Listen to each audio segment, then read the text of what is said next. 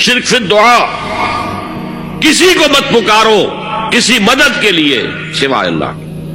وَأَنَّ الْمَسَاجِدَ لِلَّهِ فَلَا تَدْعُوا مَعَ اللَّهِ أَحَدًا، اللہ کے ساتھ، یعنی ایک تو یہ کہ اللہ کو چھوڑ کر کسی کو پکارنا، ایک ہے اللہ کے ساتھ پکارنا، اللہ کو بھی پکارنا اوروں کو بھی پکارنا بدترین شرک ہے۔ دعا اللہ کے لیے، ندا اللہ کے لیے، اس کا بھی ذرا میں تجزیہ کر دوں آپ۔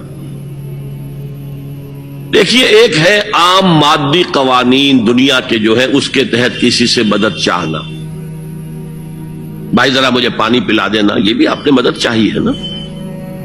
حضور کے بارے میں تو آیا ہے کہ آپ اتنے خوددار تھے صلی اللہ علیہ وسلم کہ اگر سواری پر ہوتے تھے اور آپ کا کوڑا نیچے گر جاتا تھا تو کسی سے یہ نہیں کہتے تھے کہ یہ کوڑا مجھے اٹھا کے دے دو، بلکہ خود سواری سے اتر کر کوڑا اٹھاتے تھے۔ تو یہ جو قانون مادی ہے اس کے تحت مدد مانگنا کوئی بری بات نہیں ہے، کوئی غلط بات نہیں۔ ماورائی اعتبار سے، غیبی اعتبار سے کسی سے مدد مانگنا کسے باشد کوئی ہو، شرک فی الدعا۔ ان المساجد للہ فلا تدعوا مع اللہ احدا۔ ایک ہے استعارتن، استعارتن اقبال کہتا ہے ہمالا اے فصیل کشور ہندوستان، تو یہ خطاب بالکل ایک استعارہ سا ہے۔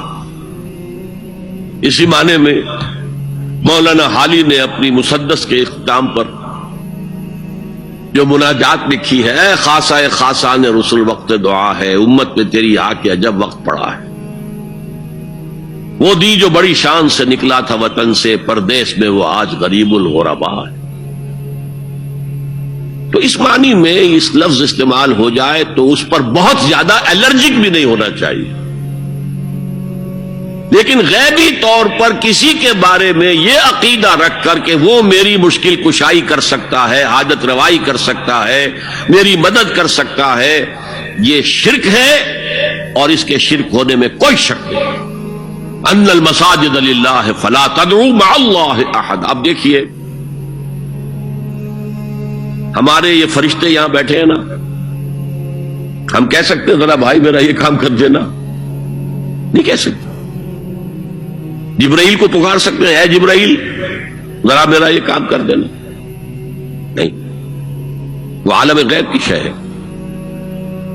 کسی ولی اللہ کی روح کو پکار کر کہنا کہ میری یہ مشکل دور کر دے؟ نہیں، اللہ سے کہیں، اللہ کو پکارے، اللہ جس کے ذریعے سے چاہے آپ کی ضرورت پوری کر دے۔ اس ضمن میں کہوں گا کہ شاہ ولی اللہ دہلوی نے ایک بات کہی ہے، اگرچہ مجھے اس کی کوئی دلیل اپنے طور پر انڈیپینڈنٹلی کتاب و سنت میں نہیں ملی ہے، لیکن شاہ صاحب کا ایک مقام مرتبہ ہے جو میری نگاہ میں بہت بلند ہے۔ انہوں نے یہ لکھا ہے کہ جو اللہ کے برگزیدہ بندے ہوتے ہیں، اولیاء اللہ، اللہ تعالیٰ ان کی ارواح کو ان کے فوت ہونے کے بعد ملائکہ کے طبقہ اسفل میں شامل کر دیتے ہیں، اور وہ بھی جس طرح وہ ملائکہ اللہ کے احکام کی زمین میں تنفیذ کر رہے ہیں وہ بھی اسی کام میں لگ جاتے ہیں۔ میں نے عرض کیا کہ میرے پاس انڈیپینڈنٹلی کوئی دلیل نہیں ہے اس کے حق میں، لیکن شاہ صاحب کا فرمانا خود میرے لیے ایک درجے میں دلیل ہے۔ لیکن یہاں ایک تو یہ نوٹ کرنے کا، ملائکہ کا طبقہ اسفل، ملائکہ کا سب سے نچلا طبقہ، اور اللہ کے حکم کی تنفیذ کرتے تو فرشتے کر رہے ہیں، وہ بھی ہوں، ہمیں سے کیا غرض ہے؟ ہم نہ فرشتے کو پکار سکتے ہیں اور نہ کسی ولی اللہ کو پکار سکتے۔ پکارو اللہ کو۔ قال ربکم ادعونی استجب لکم ان الذین یستکبرون عن عبادتی سیدخلون جہنم داخرین۔ تمہارا رب کہتا ہے مجھے پکارو، مجھ سے مانگو، میں تمہیں دوں گا، تمہاری دعا سنوں گا، قبول کروں گا، اور جو بربنائے تکبر مجھ سے نہیں مانگتے وہ جہنم میں داخل ہوں گے ذلیل و خوار ہو کر۔ حضور نے ایک بات مجھے متن یاد نہیں ہے، بہت پیاری فرمائی، دیکھو انسانوں سے تم مانگتے ہو کچھ تو ایک دفعہ تو اس کے ماتھے پر تیوری پر بل پڑ ہی جاتا ہے، یہ کیوں میرے سامنے ہاتھ سوال کیا، کیوں مجھے اس سے مانگ رہا ہے، چلیے بعد میں کچھ وہ دے ہی دے، لیکن ناگوار گزرتا ہے۔ ارے اس سے مانگو جو کہتا ہے کہ مجھ سے مانگو اور میں دوں گا. وہ نہ مانگنے پہ ناراض ہے، اس سے نہیں مانگتے. رات کے آخری ساعتوں میں، یا جسے آپ کہتے ہیں the small hours of the morning, حدیث میں آتا اللہ نزول اجلال فرماتے، جس کو ہم نہیں جانتے کیسے نزول ہوتا ہے. ذات باری تعالیٰ اور اس کے متعلقات کے بارے میں جو بات آ گئی قرآن میں حدیث میں وہ ہم مانتے ہیں. کیسا یہ ہم نہیں جانتے. اس کا ہاتھ ہے کیسا ہے ہم نہیں جانتے. اس کا چہرہ ہے کیسا ہے ہم نہیں جانتے. اس کی ساق ہے، اس کی پنڈلی ہے کیسی ہم نہیں جانتے. وہ سنتا ہے کیسے سنتا ہے ہم نہیں جانتے. کیا اس کے کان ہیں؟ کیا اسے بھی ساؤنڈ ویوز کی ضرورت ہے سننے کے لیے؟ وہ دیکھتا ہے کیسے دیکھتا ہم نہیں جانتا.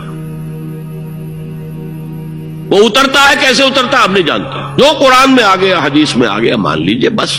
باقی یہ متشابہات میں سے ہے، اس کی کھود کرید میں پڑو گے تو فتنے میں مبتلا ہو جاؤ گے. ابتغاء الفتنۃ وابتغاء تاویلہ. لہذا حدیث میں آتا ہے کہ رات کے آخری ساعتوں میں اللہ سمائے دنیا تک نزول فرماتے ہیں اور پھر ندا لگتی ہے حل من سائل فاعطیہ، ہے کوئی سوال کرنے والا مانگنے والا کہ میں اسے دوں. حل من مستغفر فاغفر لہ، ہے کوئی گناہوں کی معافی چاہنے والا کہ میں اسے معاف کر دوں. ہم انٹا غفیل سو رہے، ہم تو مائل بکرم ہے، کوئی سائل ہی نہیں. راہ دکھلائیں کسے؟ رہنم منزل ہی نہیں. راہ کسے دکھا؟ اللہ کے راستے پر چلنے کا فیصلہ کرو، اللہ کی راہ میں جہاد کا فیصلہ کرو، پھر اللہ راستہ کھولے گا. والذین جاہدوا فینا لنہدینہم سبلنا. وہ لوگ کہ جو ہمارے راستے میں جہاد کریں، محنت کریں، مشقتیں کریں، ہم لازماً ان پر اپنے راستے کھولتے چلے جائیں. تو دعا شرک فی الدعا. مانگو صرف اللہ سے، اللہ سے، اللہ سے. وہ چاہے کسی فرشتے کے ذریعے، چاہے کسی فوت شدہ ولی اللہ کی روح کے ذریعے سے، چاہے کسی کو بھی نہیں، براہ راست اپنے حکم سے. اس کی تو قدرت ہے، جو چاہے کرے. کن فیکون. وہ جیسے بھی ہو وہ آپ کی ضرورت پوری کرے گا.